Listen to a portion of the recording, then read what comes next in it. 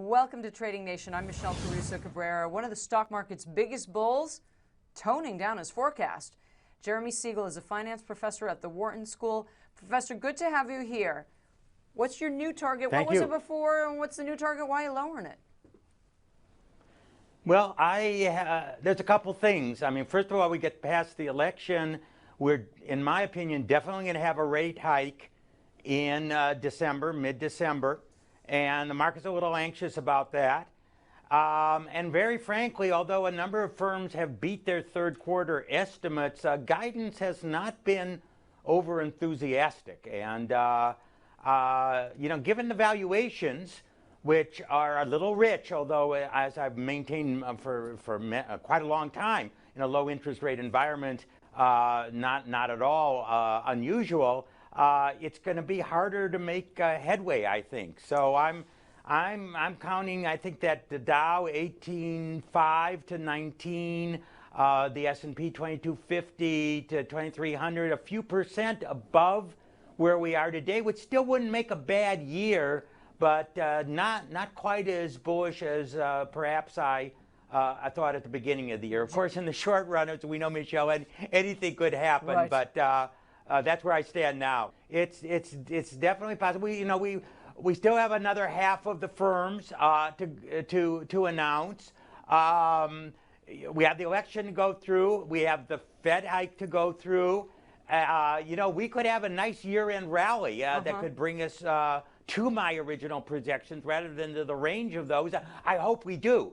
I certainly don't see any bear market coming up, but I think these challenges are going to be facing the market, and it's going to keep it pretty range-bound, I think, over the next few weeks. One challenge you didn't mention, and we've been watching it lately, is the rise in interest rates.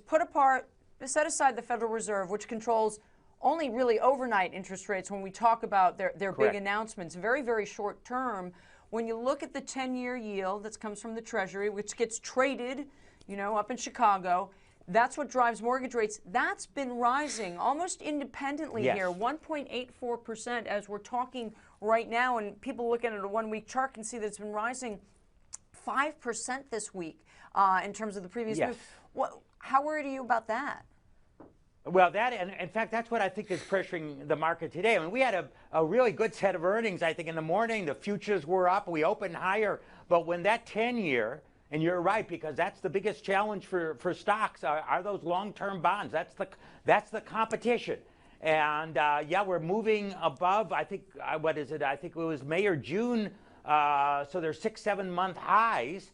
And I think what it is people are coming to the conclusion, the Fed is going to hike. And then the question is, how much are they going to hike in 2017? We can talk about that. But that's the anxiety that I think is putting pressure on these stock prices. You need bang-up earnings and super guidance to get over the hump of a rising 10-year. Yeah, to justify what you've paid for them, especially when we look at things like REITs, which are falling today, utilities have been getting hurt.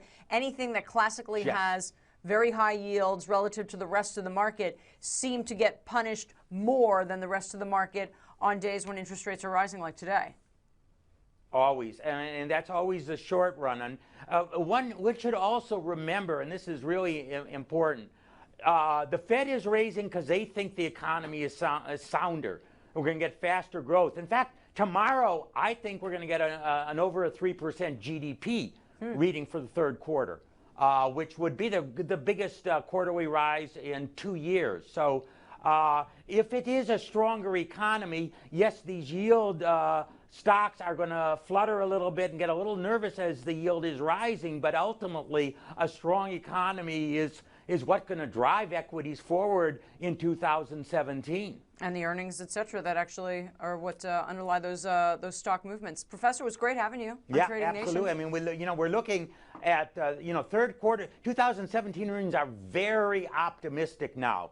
If we get anywhere near that, we're going to have a great stock market. But we need to have faster than 1-2% growth to get those type of earnings that could drive the market forward. Got it. Great to have you. Thank you. Thank you, Michelle. For more Trading Nation, head to our website at tradingnation.cnbc.com. See you next time.